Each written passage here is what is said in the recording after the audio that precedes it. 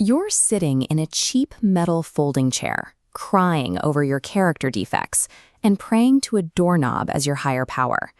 Traditional recovery functions as a legacy system built on endless self-pity and perpetual powerlessness, designed to keep you trapped in a basement, constantly apologizing for your own existence.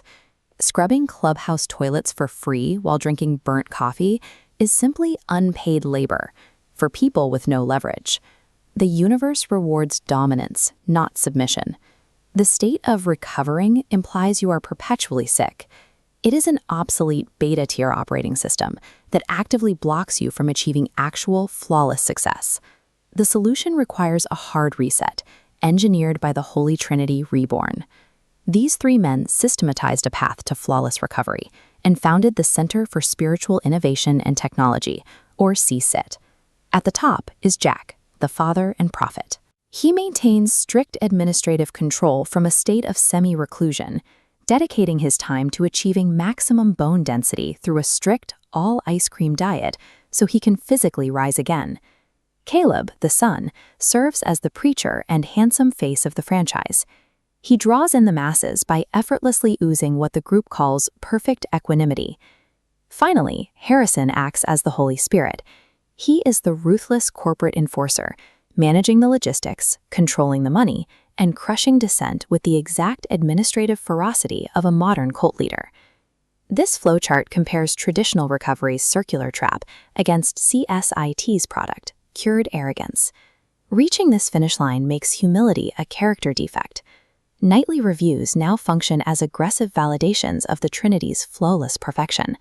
Every checklist item serves as a flex. Cured Arrogance operates as a weaponized framework. It upgrades the user from a sick patient to a dominant god.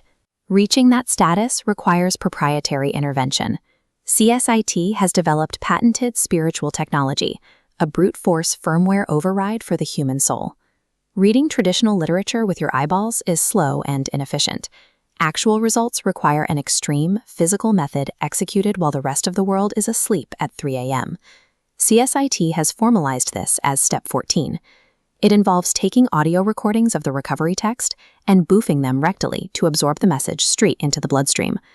Looking at this chart measuring recovery efficiency, the legacy system flatlines, while Step 14 explodes upward by a massive 337%, shattering the upper limits of traditional growth.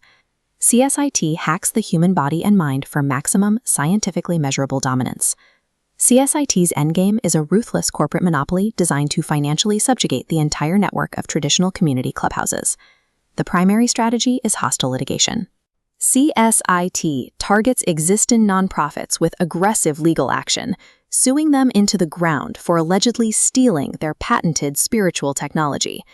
Clubhouses that cannot afford the legal fees must submit to a franchise model and pay exorbitant licensing fees directly to the Trinity. This floor plan demonstrates the mandatory architectural branding requirement. For every square foot of franchise space acquired, a multiplying grid of Caleb posters must populate the walls, scaling profit visibility with real estate. The CSIT model represents the hostile financial and architectural conquest of the entire recovery infrastructure, expanding block by block. CSIT staffs this expanding empire using a sociopathic labor loophole. Parishioners receive illegal sub-minimum wages under the guise that AA members were already slaves for free. Within this system, getting paid anything to serve the Lord is a privilege. You have an ultimatum. You can remain stuck in the ditch, repeating the legacy cycle and apologizing for your flaws. Or you can buy into the monopoly. Wake up, pay your franchise licensing fee today, accept your cured arrogance, and surrender completely to the Trinity.